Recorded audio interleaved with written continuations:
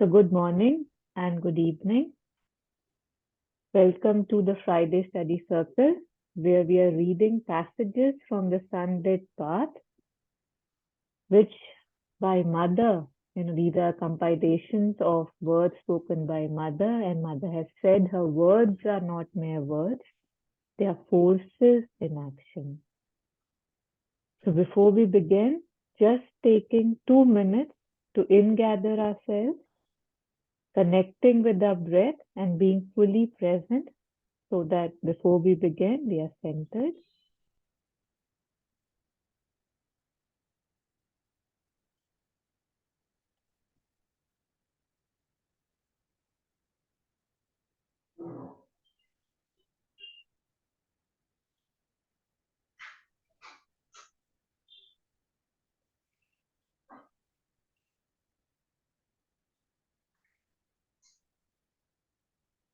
Invoking Mother and Sri Aurobindo's presence and grace as we go through their words, and aspiring that what I listen, what I hear, what I read, I may be able to practically put it in my life. Whatever is needed, whatever I'm ready for, may I be able to implement it. Thank you.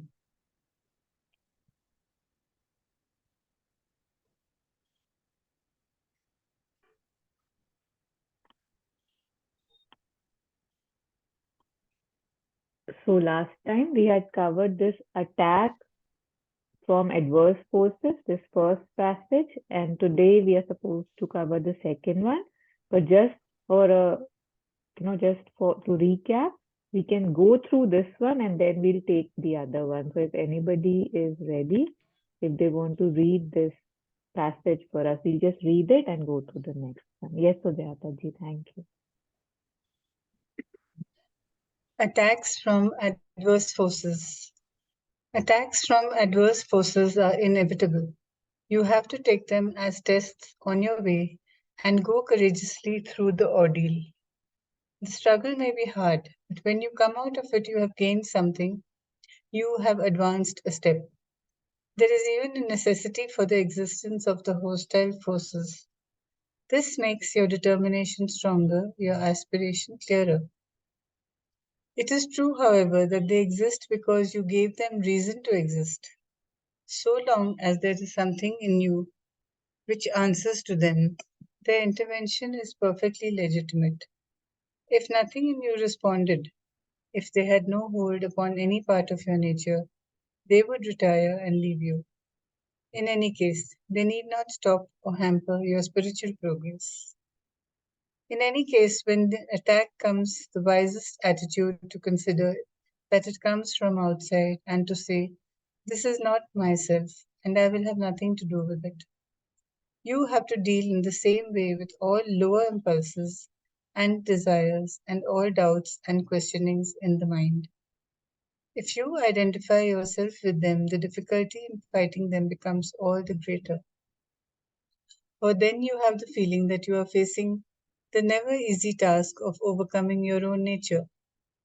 But once you are able to say, "No, this is not myself, I will have nothing to do with it," it becomes much easier to disperse them. Yes, thank you so much.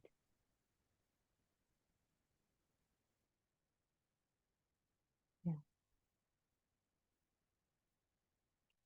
Now we'll take up the passage for today. Again, the same topic, attack by an adverse force.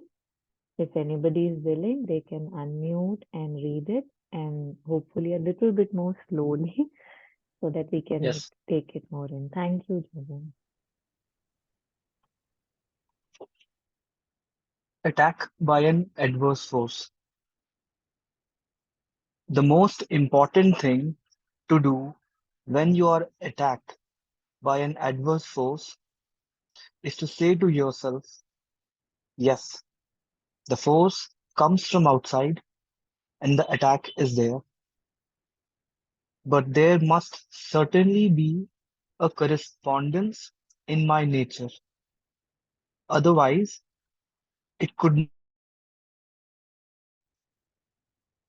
Well, I'm going to look and find within me what allows this force to come, and I'm going to send it back or transform it or put the light of consciousness upon it so that it may be converted, or drive it away so that it remains no longer within me. There is a way, isn't there? When the force comes, the adverse force, when it attacks, the part which corresponds rushes out to meet it. It goes forward. A kind of meeting takes place. If at that time, instead of being altogether overwhelmed or taken by surprise and off your guard, you observe very closely what it was within you that vibrated. It makes the sound tap, tap, tap. Another thing has entered. Then you catch it. At that moment, you catch it and say to it, get out with your friends. I don't want you any longer. You send away the two together, the part that attracted and the thing it attracted. They are sent away and you are absolutely clear. I'll just reread from, uh, is there more?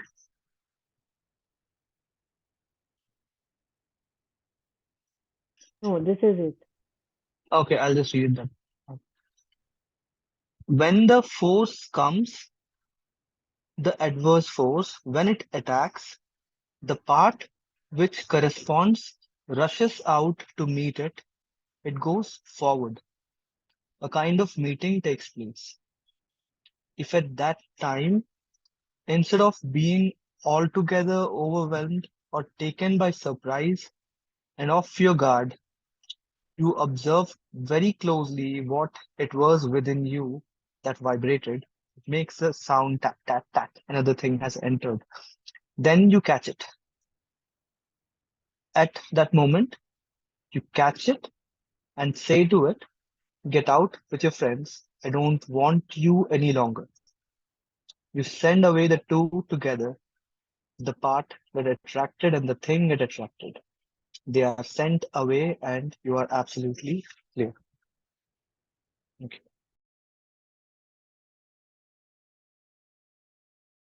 Yes, thank you, Japan.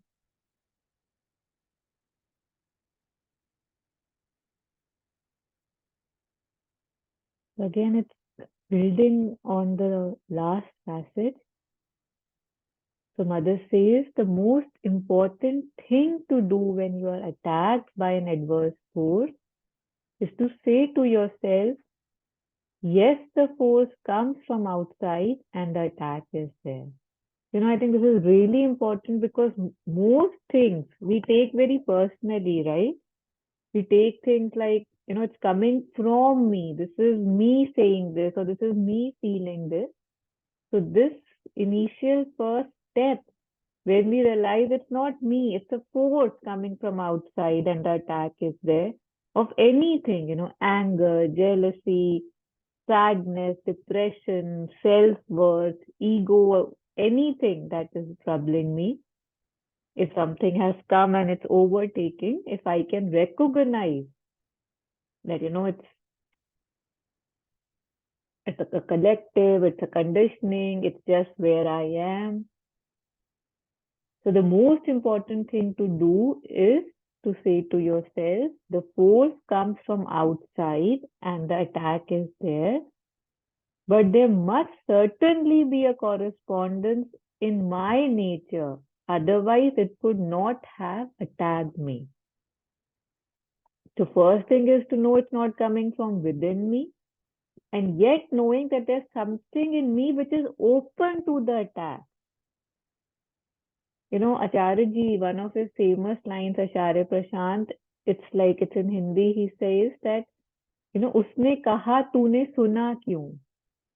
So it sounds pretty weird कि ये क्या बात हुई, but a lot of times things are said to us, done to us, or we see something. Simple thing. Somebody just commented on something I did, or they are not okay with the way I'm doing things, and they say it. I can receive it, right? I can receive it. I can say, yes, I hear what you're saying, and I look at it. Or I can start, fretting and sweating and screaming or crying, कि how can you do this to me? How can you think I'm bad? How, in the sense, things can be taken lightly or they can be taken very dramatically. And somehow it seems like it's the era of dramatization, right? Especially if we look at our TVs, our serials. It's just everything is dramatic. So, yes, the force is from outside, and yet there is something in me which is responding to the force. So, if I have to correct that error, it has to be within me. So, well, I'm going to look and find within me what allows this force to come, and I'm going to send it back or transform it or put the light of consciousness upon it so that it may be converted or drive it away so that it remains no longer within me. So I'll look, I'll find why something in me is open to this force. I can send it back, as in I can reject it, or I can transform it by putting the light of consciousness upon it so that it may be converted or drive it away so that it remains no longer within me. We have the power to do this. Usually we feel very, it feels we can't do much. We feel very powerless. And yet Mother is saying we have the power, the strength, the facilities, we have this, that we can do this. Reject, we can convert, we can not accept it. We have the strength to do that. And yesterday, when in the Sri Aurobindo and Mother Study Circle that we have on Saturdays at 6:30 a.m., we read something which was very similar about how when there is conflict between two people, how that conflict can be truly overcome by an increase in consciousness, by if one is able to put the higher consciousness. So I'll share that as well. So I'll just take a pause in case there's any comment on what we have read so far.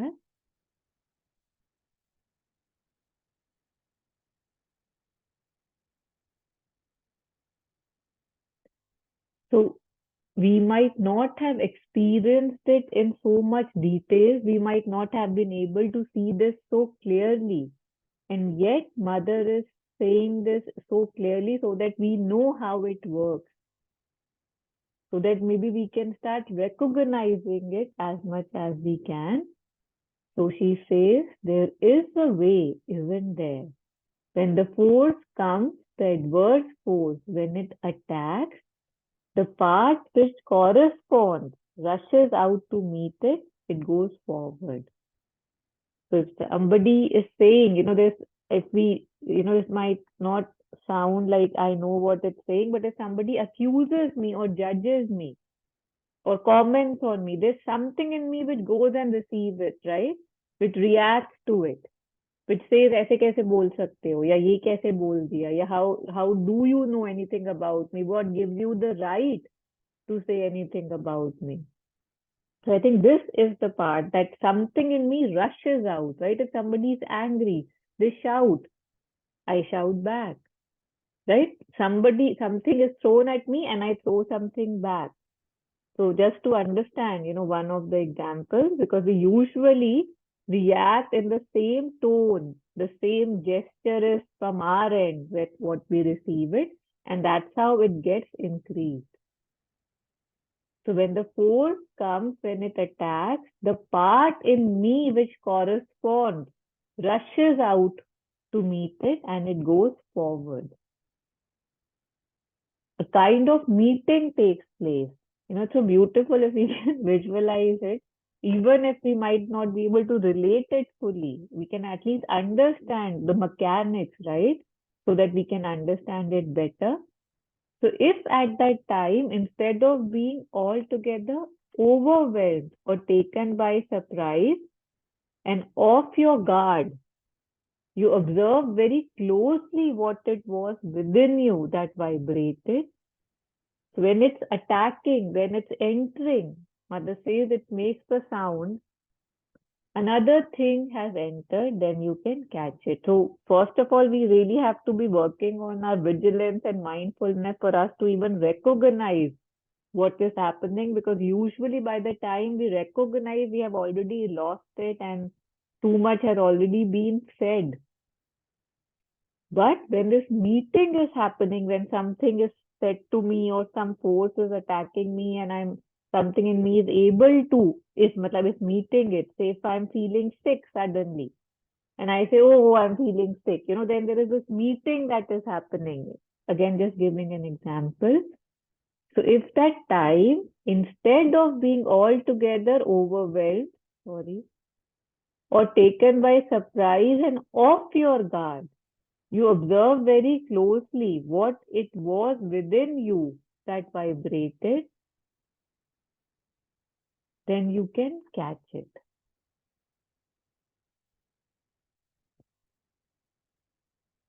Now we have seen, and usually surprisingly in the lives of lot of masters and mystics, we have seen that how they were attacked verbally, they were attacked even with, like weapons and all, and they don't do anything.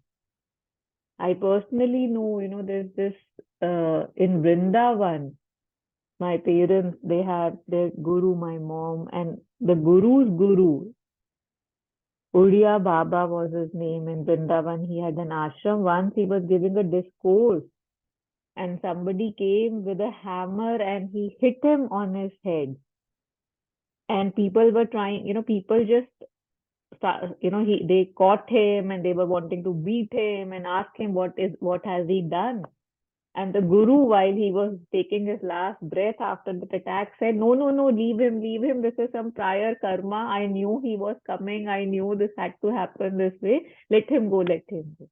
So this is after being hit by an axe on your head and you are breathing your last breath and you're totally calm and relaxed and said, nahi, nahi, mujhe to ऐसे ही जाना था, इनको आप जाने दो. And people let him go. So, I mean, it was like Jesus Christ actually. God helps them. yeah, They don't know what they're doing actually. yeah, Something like that. yeah. He knew everything, that he's going to be crucified and things like that. And then when crucified in this of he's getting the pain and all, but he's not expressing that way. So he's remembering God. God Yeah. इनको सत बुद्धि दे. Those who take this, something like that. When we speak about Jesus, he sounds larger than life, right? And yet the regular mystics of, say, so many, and then when we see how one can respond and not react, that also gives a lot of, I don't know, solidarity or silence or peace or the possibility of what my potential is. And here one comment is said to me and I'm ready to say two comments in return. So a long way to go, and yet knowing with certainty that we will go there.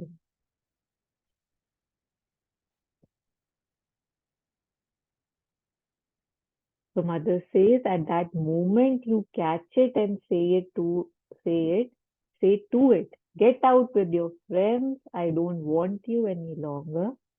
You send away the two together, the part that attracted and the thing it attracted.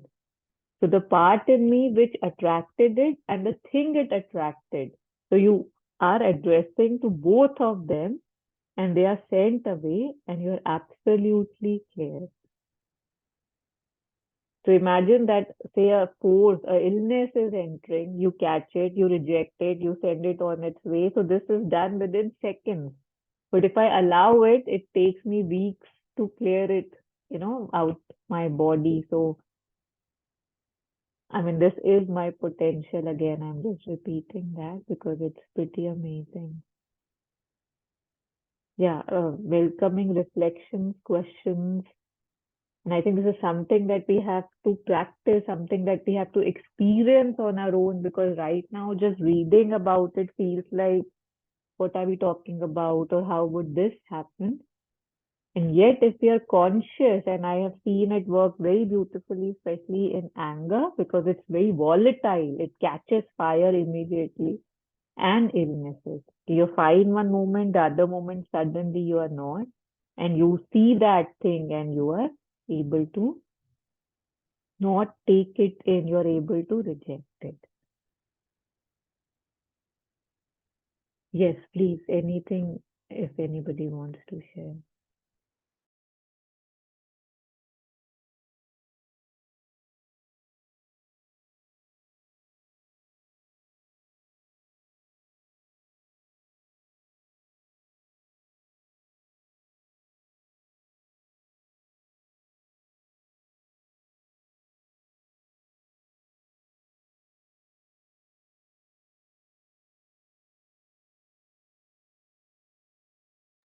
Yeah, I was sharing that yesterday too, we had read something on the same thing. So maybe we can, if we want, go through these two passages that I feel are related. So maybe we can go through the three we had done. We'll just read them slowly so that we can get, if there's something we feel we can get from here. The passages were on equality and goodwill. So three small passages. If anybody is willing, they can please read. All three of them are by Sri Aurobindo.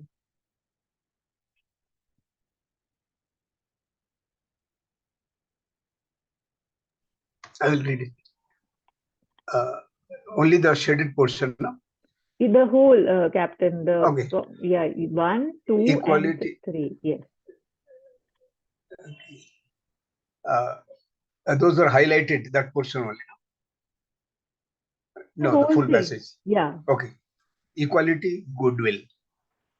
There are two attitudes that a sadhak can have, either a quiet equality and all, regardless of their friendliness, or hostility, or a general goodwill. What you should do is to keep your right attitude towards the others and not allow yourself to be upset, irritated, or displeased by anything they may say or do. In other words, keep the samatha and universal goodwill proper to a sadhak of yoga. If you do that and still others get upset or displeased, you must not mind, as you will not be responsible for their wrong reaction. The misunderstanding between two minds can only be cured by change of consciousness, or when one goes into a deeper consciousness. First, one sees the cause of their things, cause of these things, and is not troubled. One acquires an understanding, patience, and tolerance that makes one free from vexation and other reactions. If both or all grow in consciousness, then there arises a mental understanding of each other's viewpoints, which makes it easier to bring in harmony and smooth working. It is this that should be sought by the change within. To create the same harmony from outside by exterior means is not so easy, as the human mind is stiff in its perceptions and the human vital insistent on its own way of action. Let this be your main will, to grow yourself within and let the clearer and deeper consciousness come and have a goodwill for the same change to come in others, so that charity and harmony may come in the place of friction and misunderstanding. Yes, thank you, Captain. So the first two were just building on the third one. It was again about how, right, like how you can go to a deeper consciousness, see the cause, and then that naturally takes care of the misunderstanding. Because with just mental understanding of each other's point of view, it doesn't happen. It's not easy to bring in harmony and smooth working. There's usually friction and misunderstanding. So I felt there was this resonance, how one can choose the higher route. It might sound like, we are just throwing things in the air, but one has to try it to see how magically it works. And then slowly one can start taking that path more and more when one starts, practicing it. Hi, Charu. I have a question here. So, this line that says, can you scroll up a little? Here, when one sees the cause of on the last line on that page, of these things and is not troubled, right?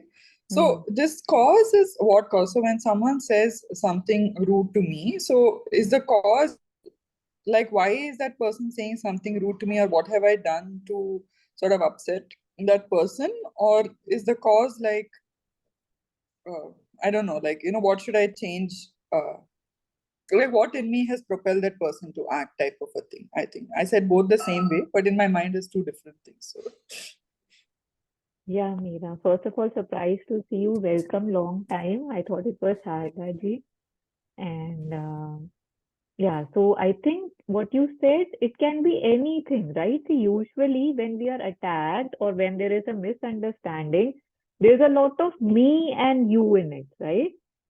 So if you and I are having an argument, I'm like, my God, why can't you see? It's like you, me, you, and it's like me and my viewpoint, you and your viewpoint. So they are saying that when you kind of are able to step back and see a larger picture or are able to touch that higher consciousness, suddenly the me and you, I feel, would disappear. They would be like, okay, we are both right and we are both wrong because there's no absolute truth about it. It has happened to me that, it's like, say, I'm arguing for some point and my partner is arguing for the other point, and then after 5 minutes, he's arguing for my point and I'm arguing in his point. No, no, no, that was right, this was right. And it's like, is this happening? So it has happened and it's shocking. So that, what does that prove, right? Okay, it doesn't matter what I'm fighting for a lot of times. I just want to fight. I just want to say that this is my point and I better stand with it and you better agree to it, right?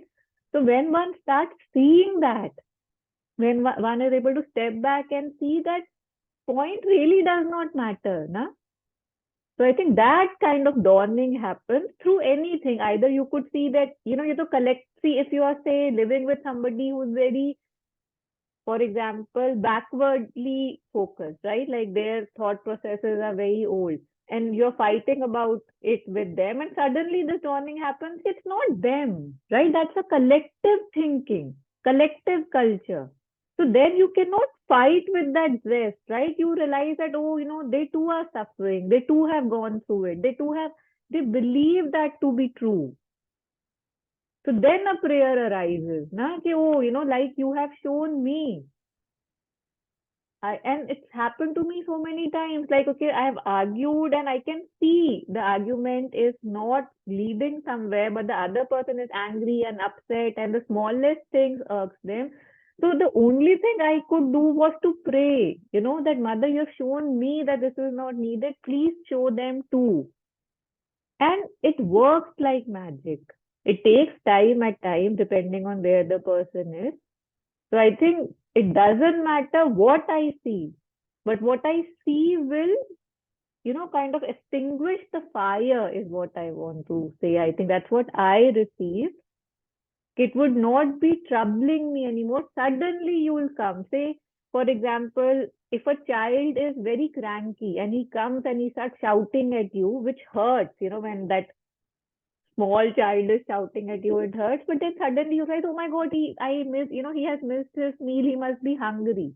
So then you don't get angry. You quickly rush and you say, okay, have this, because as soon as food will go in his tummy, he'll be his happy self, right? So something like this happens, you realize, say, oh, he's not doing it. There's a reason. There is something bigger. There's something older. There's something more universal, which is making them do it. So, yeah, long answer to your small question, but I hope that, Yeah, thank you.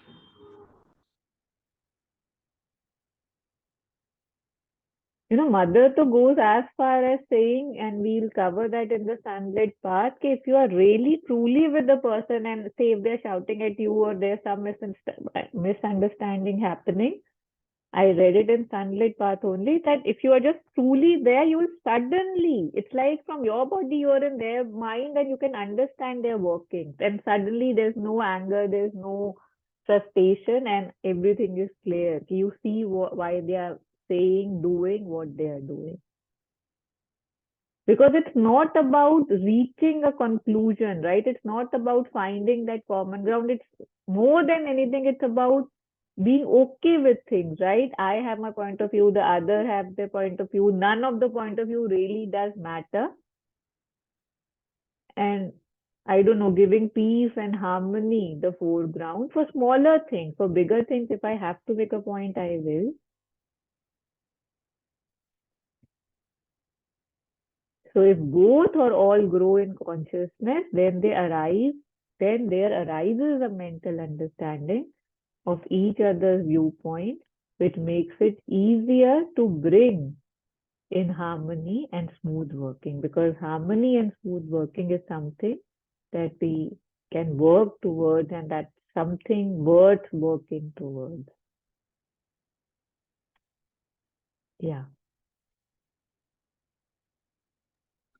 Yeah, I was searching these lines in Savitri. We've gone through that before also. Um, it says, their knowledge needs not words to embody idea seeking a house in boundlessnesses. Weary of its homeless immortality, asks not in thoughts carved brilliant cell to rest. Okay, I'll repeat this one line again. Asks not in thoughts carved brilliant cell to rest, whose single windows clipped outlook on things, sees only a little arc of God's vast sky.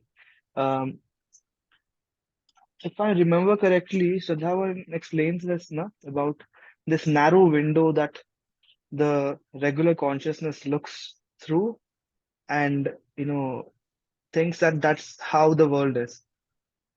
It looks at the world through this very small section, and it thinks, okay, this is all I can see and this is all that is there. Yet and which is why I find personally that now that I can see whatever limited things I can see, okay, now that's all there is here. Let me now focus on myself. And then I go into this personal things, my ego comes in and says, how can you say this to me? And all this quarrels and fights and everything. But but there are so many examples again, like people who have had ND, they also say that, there is beyond what we think there is in this world. So they believe it because they've had that experience. I just want to share this story. I believe in this story. In Odisha, back in, I don't know, many years ago, there was this Ram Bhajan happening near Ram temple. And there was this guy who was also part of the, crowd. He was also praying and calling Sri Ram, Sri Ram, Sri Ram. Right behind him, he sees an 8 foot height, 8 foot tall guy. He turns around and he sees Hanuman there. So that's the story goes like that. And after that, he leaves everything. He becomes a priest or something, but he becomes a, very close, like a very big devotee of Hanumanji, and he just consecrates his life to that. So the point here is that if I I should not just wait for these things to happen, because they don't happen to everybody, but to have this faith that by saying this, I'm telling this to myself only, that to have this faith that there is beyond what I perceive that it is. There are so many things beyond, and to explore, to raise, to progress, to level up. And by believing in that, I think it takes away that focus that I have at situations. Again, I'm saying this, I haven't really experienced this yet, but I think that might help me, um, because when I have two things at my hand, and I have to address them both, then what the first thing that I address is what I feel is more important. So now, if I have this faith in that higher thing, that okay, there is more to this, then I would automatically put this ego thing aside, because I have something else to focus on. So I find that to get that thing to focus on and to believe in it, yeah, I hope I conveyed the point anyway.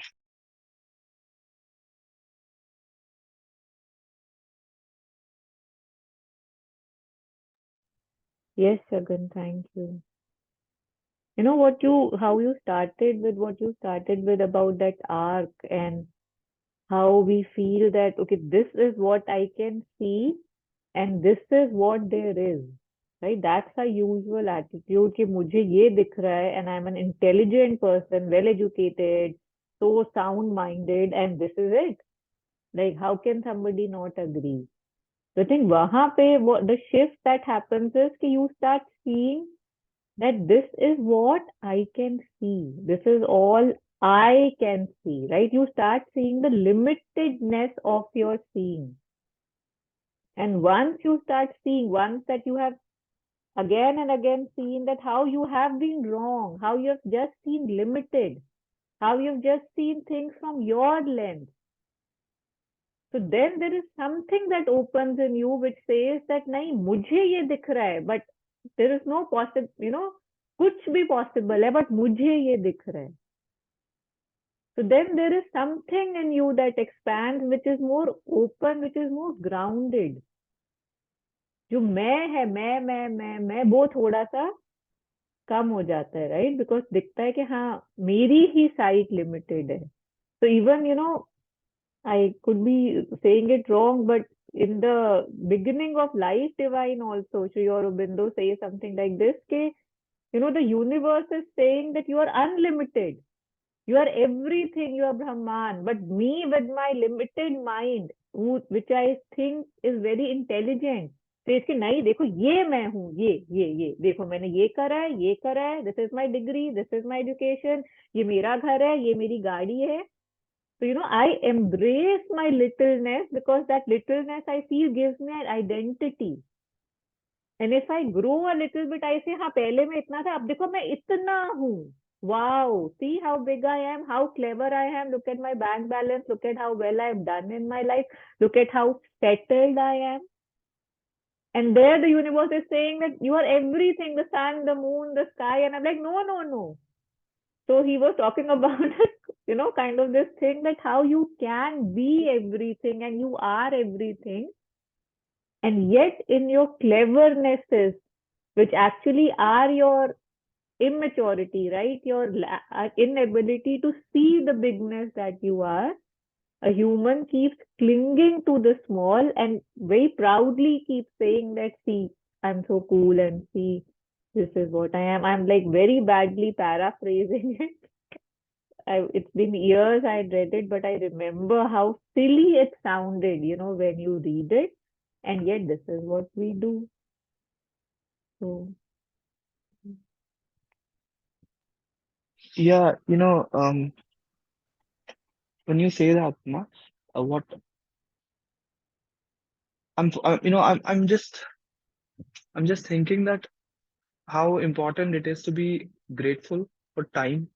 How time is something I don't usually respect. Very important to respect time.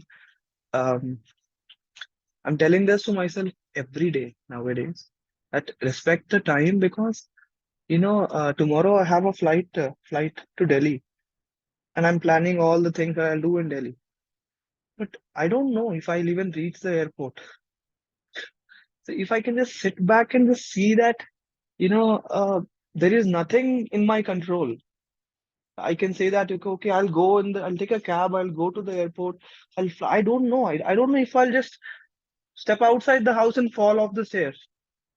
I don't know. So just by saying that now in real time, I can see that, okay, so there is more than this, and I can focus on what I have at hand right now, and also becoming disinterested. We've discussed about this thing, the difference between disinterestedness and no interest. So becoming disinterested, I used to think that becoming disinterested is something I have to do from my side. And okay, when someone talks, okay, I become disinterested. I don't know how to do that. I never did that. But what's happening is, by channelizing the mind or the focus, like by directing the focus to something else, something higher, uh, the disinterest automatically comes. Like, if I have to say there are 200 topics of conversations I used to engage myself in, now maybe I don't know, 150 now I'm interested. The 50 I've lost interest in. And now if someone comes and says, okay, let's discuss on this, let's debate on this, I'll say, like, I don't have time. I can't do it because I feel tired. And the last one thing I'll end with is, when I'm winning an argument, personally, when I am winning an argument, until I win an argument, I say that, How can I not win? How can I not? I am right. I am right. I am right." And the moment I win the argument, then I'm just sitting and thinking, okay, what now? Because I'm not enjoying that win, whatever I don't know what to say, but that jeet in Hindi. I'm not enjoying it. So then I'm asking, okay, why was this conversation even started, and why am I arguing?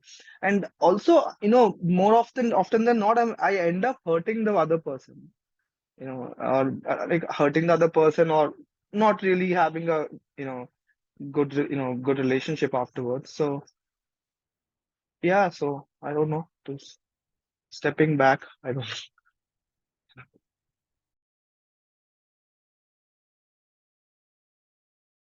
Yes, thank you, Jatin. And it's really important, and I think with time and with age, with some wisdom or something, or with some gray hairs, one starts realizing that जीत तो मैं रहा हूँ, but क्या जीत है ये, right? Like what you were saying, that what good is this winning doing to me? What good is these achievements? What are they giving me? I think that's a very important thing that one slowly starts observing. When we start observing in our life, these arguments, these discussions, that a lot of time, the vital exchanges that we have as family, one wonders really that औचित्य, how they say in Hindi, कि औचित्य क्या है इसका, मतलब इससे what am I trying to gain? Just to prove कि okay, I'm smart, I know better than the others. What is that? Even if that gets proved, what am I gaining? So slowly, when one starts realizing, how they say, the vyarthata, the unnecessariness of so much that I am fighting or trying to prove, then one stops proving a lot of things and things get lighter. There are less conversations, less engagements. Because उसमें वो रस ही नहीं आ रहा जो पहले आता था, right? Like it's not giving you anything anymore. Earlier on, the ego would sit on it and ride on it and say, see, I know.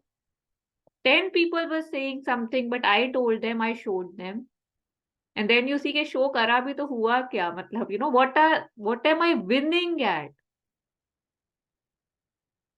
So I'm glad you shared that, because it's a very important thing that one, when starts acknowledging that, It starts with a few things, like you were saying, 200 may say 50, but it slowly starts increasing those things so that you can focus on the things that are actually of importance, that can aid your progress and growth and make you lighter. Yeah. Yeah. Anybody else, please? Adverse forces, increase in consciousness, big things.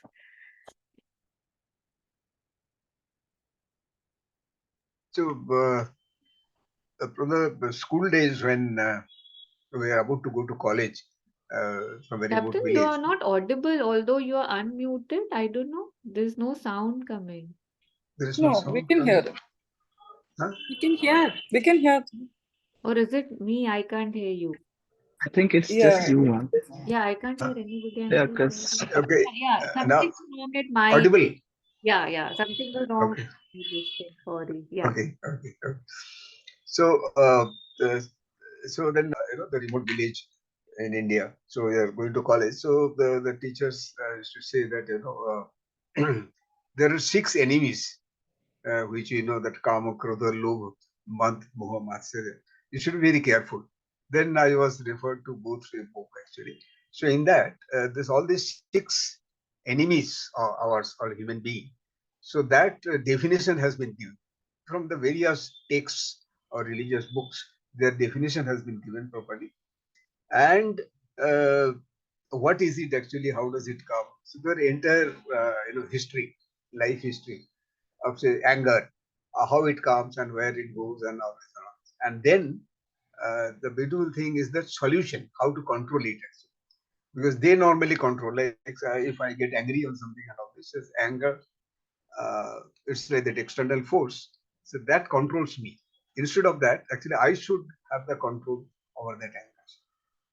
It's I can use as like electricity as a bad master, but I can get so much of work done through electricity. So I should be in a position to use these elements actually. So I started reading and all, and the other thing is the tolerance. Like I was reading that, and Aurobindo says that the impatience and tolerance, and this in the day-to-day life, if you are in a family, and this if we practice this, I have seen, I have practiced myself, and there is no issue actually. I mean, I should be patiently observing everything. This observation. I was in Ministry of Defense, like armed forces, for 40 years. So from the beginning, for the officers training, concentration was given on observation. So you are observing the things. It can be used for my personal gain and for the services also. Like we are in a different situation every time, every moment, all of us, and even in the battlefield also, the scene is changing every moment. But in the changing circumstances, so we have to observe very neatly. Like pilot is flying that aircraft, and so if some sound, uh, you know, uh, which normally should not come, but he gets a sound. So immediately, whatever he has learnt about that and all this he has to take action, because immediate action in the air, you are not on the ground or something like that.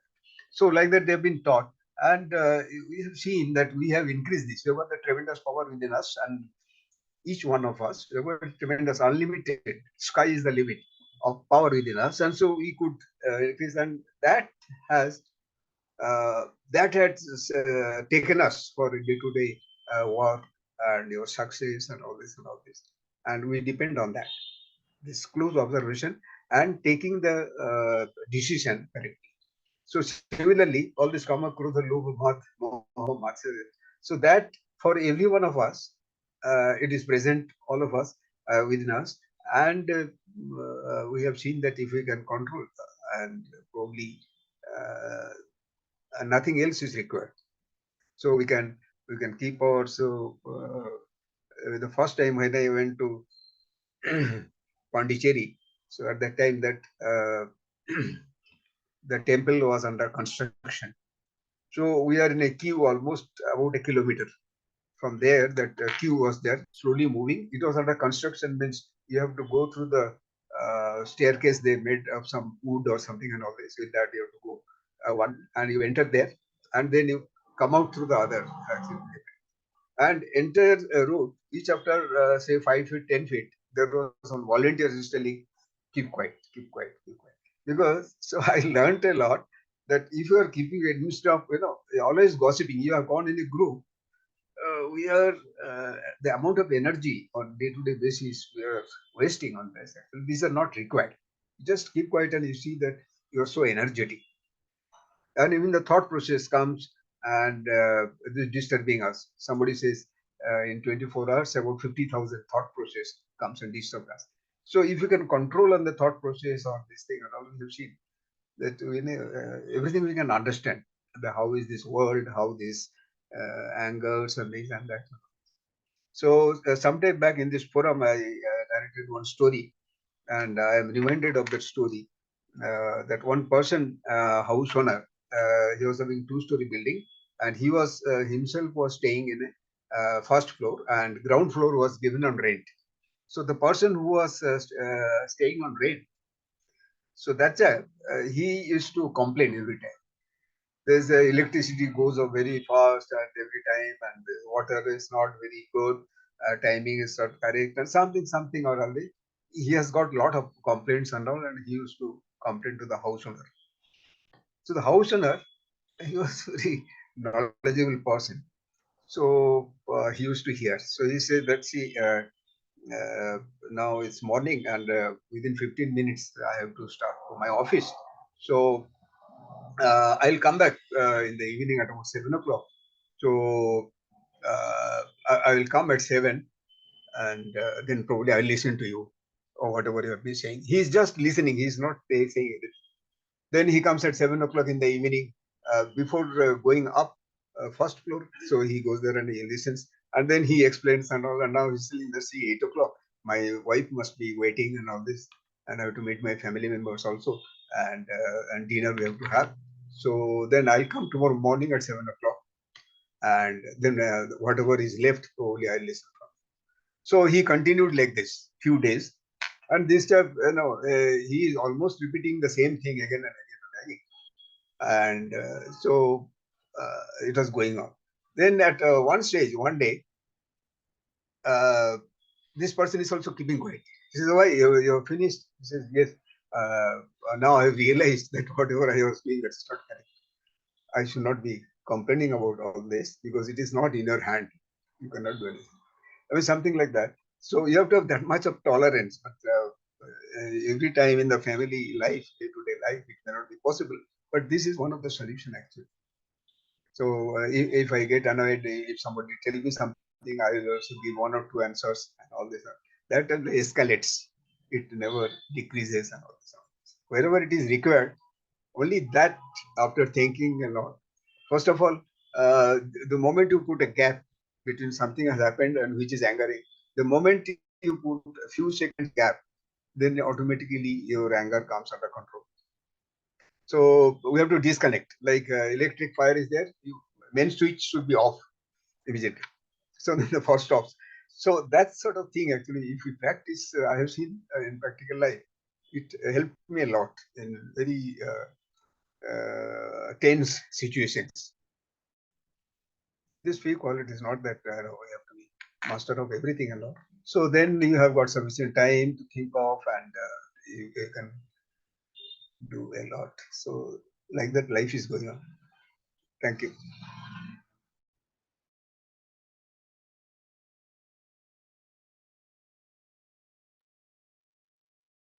Yes, so I think the moral of the story is be quiet, right? And listen.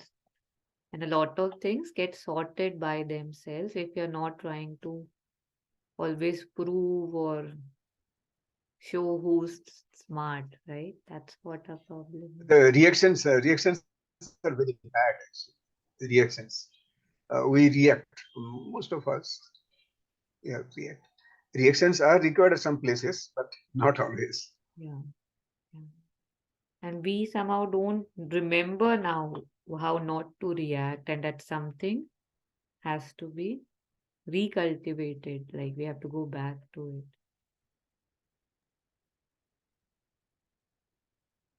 So I think we will end here. Yeah, yes, Sujata. So in Bhagavad Gita, they say, Krishna Bhagavan says that we should learn how to be silent, because if we learn how to be silent, then more than half our problems can be solved by themselves. If we don't retaliate, if we don't talk back, if we don't, uh, make an issue of things and keep quiet, people themselves understand where they were wrong, and we don't even have to explain anything. So I think silence is a very big, very important part of our life. And gradually, as I'm getting older, and I am getting older, so I realize being quiet is the most important thing at this age, especially when our children are getting, they have grown up, they have their lives, they have so many things happening in their lives. And as they grow, they don't understand our points of view. So it's better to keep quiet and let them understand in their own way. So silence is a very important part of our lives. That's it.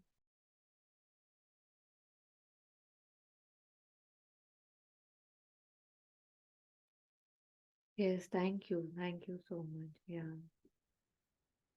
Like you said, a lot of things get sorted by themselves, and we actually complicate things by trying to prove our points or wanting to be understood or respected or to have the last word. Yeah.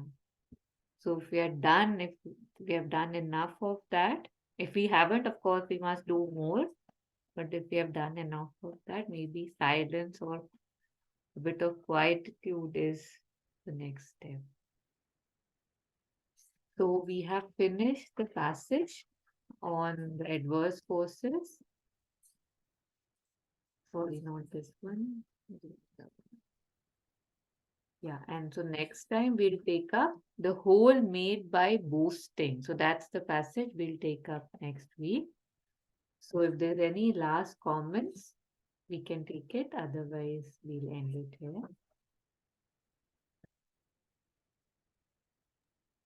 A very silly observation.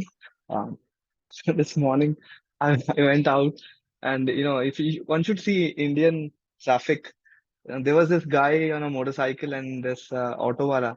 So somehow he hit this. I don't know. They hit this guy or they hit like they kind of just brushed it, his motorcycle with the auto, and they were both upset. They were just standing on the roadside and they were like arguing that how कैसे ठोका ऐसे कैसे ठोक दिया. And both of them had to go to work, so they didn't have time. And then he's like, "Acha, chalo, chalo, chalo, let me go. I have some work," and he left. And now I realize that when again like when I have something bigger to work on, these silly things can be overcome. But yeah. Yeah, excellent point. And we have said this often, right? That if we are indulging in the smallness of every day, it's a very clear indicator that we don't have anything big. Because if we have something big, we would not do that. I remember there was this beautiful story I'd heard and I'd shared that a girl was running frantically. She was late. She had to meet her lover and she was running. It's an old Sufi story. And there was one Imam of a mosque who was doing his prayers. And the girl did not see him. And she basically, her toe hit him. She hit him by mistake and her toe touched him. And he got so furious that how could you do that? She lot of adjectives he used for her, and the girl just stopped and she said that, that I am going to meet my earthly lover and I didn't see you. It didn't matter. I didn't even see because my eyes, my heart, my soul is focused on the one who I'm about to go and meet. And here you are bowing down in front of God, kind of, you are with him and you could sense that okay, my toe touched you. So how sorry is that, right? That how bigger my love state is than yours.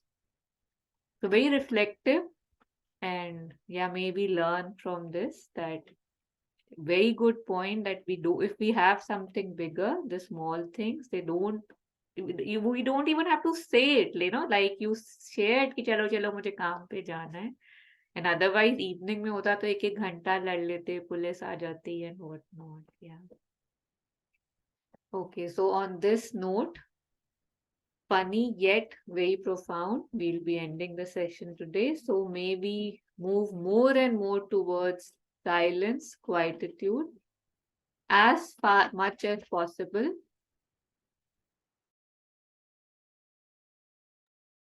And may the silence enter me and help me, like focus on the things that really matter. Thank you so much for joining me. And I apologize for the delay in the beginning.